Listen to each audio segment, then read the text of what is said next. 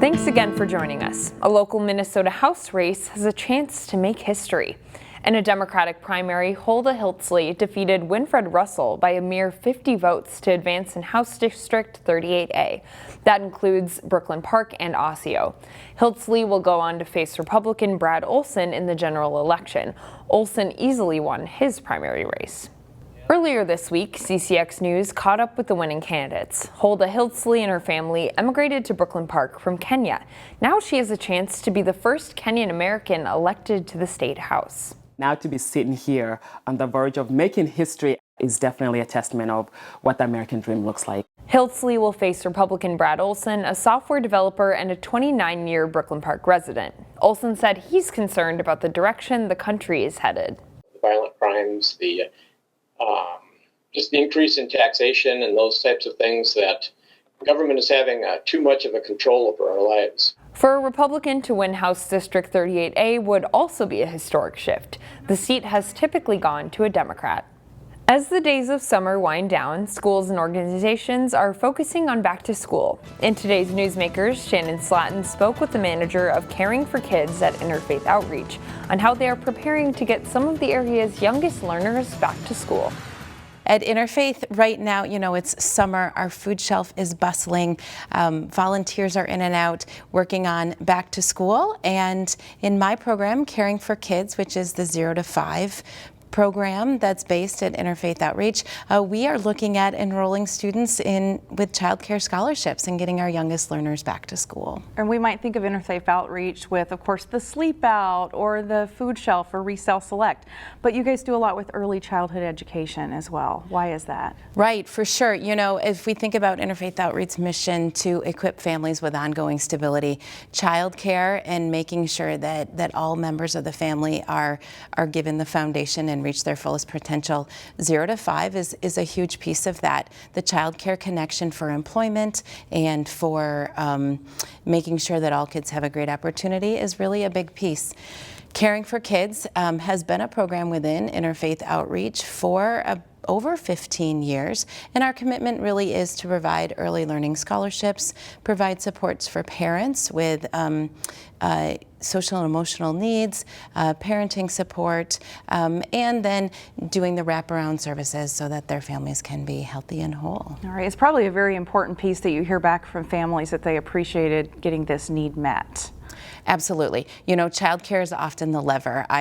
As we talk to families who are looking to go back to school to earn a better job or get a different degree, or when they're looking to secure employment, not having a place for your youngest students before they go to school is really fundamental.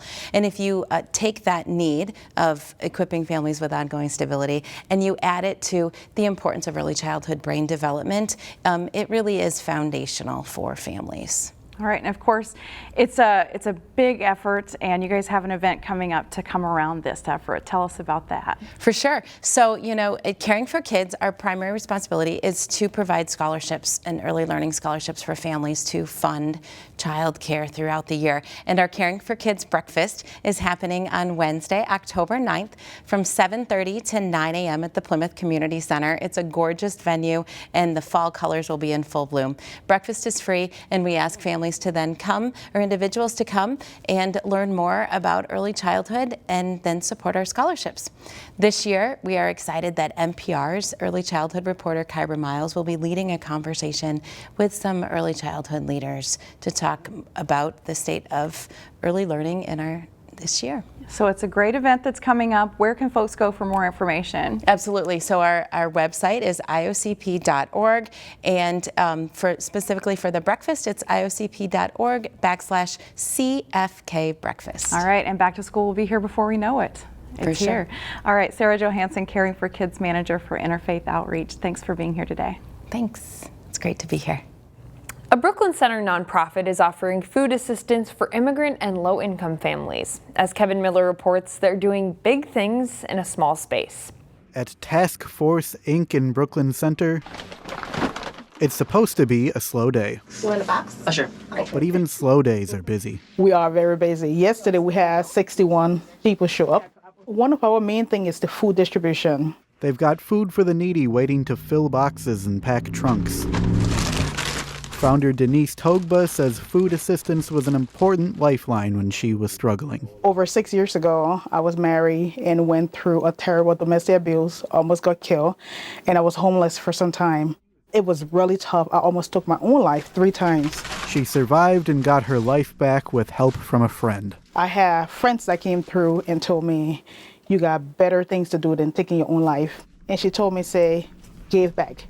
What do you mean by give back? She said, wherever you have, learn to give to other people. That's when she started building her nonprofit. And now they've helped more than 3,000 families this July alone. The majority of our clients that come here, they're one paycheck away from being homeless.